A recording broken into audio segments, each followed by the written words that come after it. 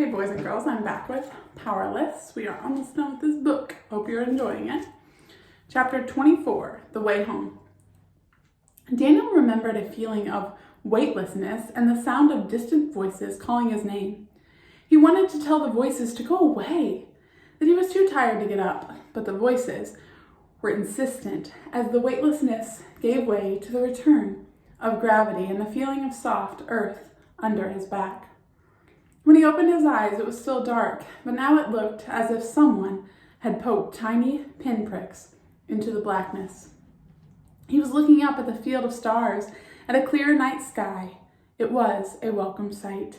"He's coming too," said a girl's voice to his left. "Daniel, give him a moment," whispered another.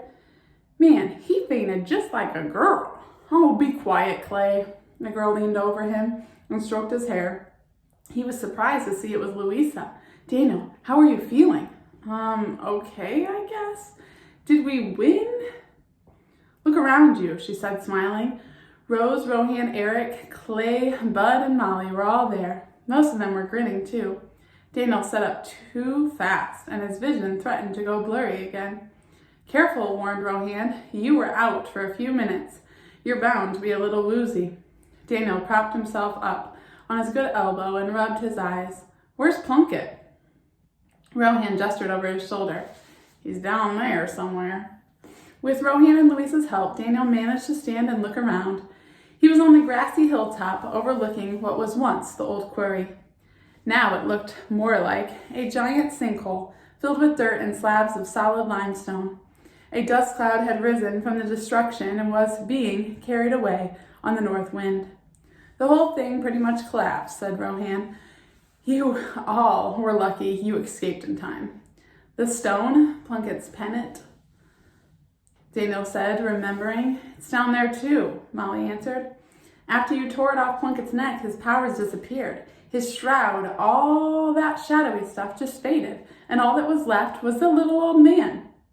When the place started to fall apart, Plunkett ran for his cave. I don't think he made it. The last I saw, the ground was opening up underneath him and he fell. That crazy monster was just an old geezer. Can you believe that?" chortled Clay. Daniel knew he should feel grateful to Clay for his help, but the kid's careless reaction to all this really irked him too much.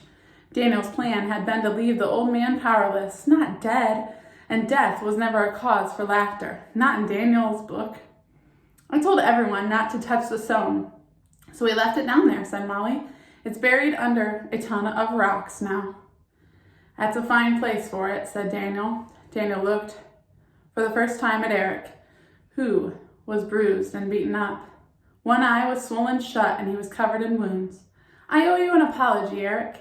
This is all my fault because Plunkett convinced me that you were the shroud. I should have trusted you." "Yeah, you should have," said Eric. "But Plunkett fooled everybody. Heck, he had us believing in those stupid rules. For all those years I was convinced there was actually a Johnny Noble." "But there is," whined Rose. "Rose, quiet now," said Louisa. "I'll explain all this later." "No, Johnny Noble is real. I met him when he helped Eric." A sudden hush came over the group.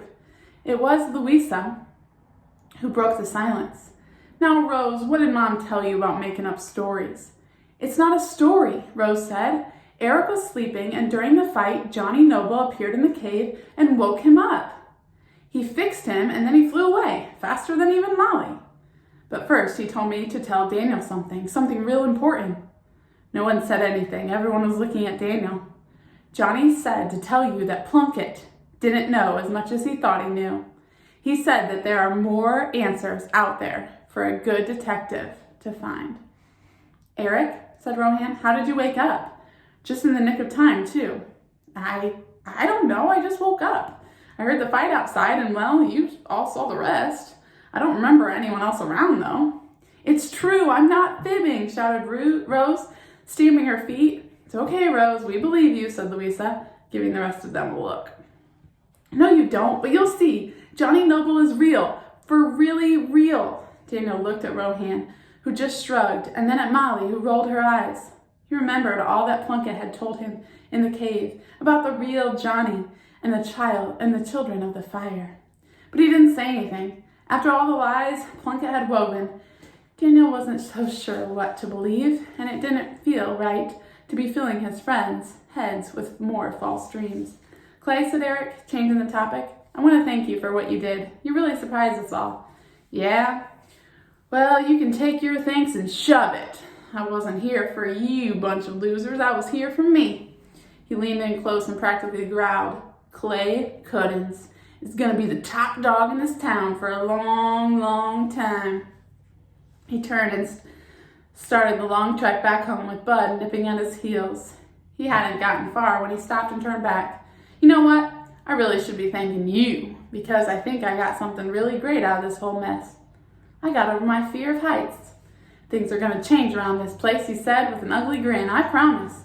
Then he turned and disappeared.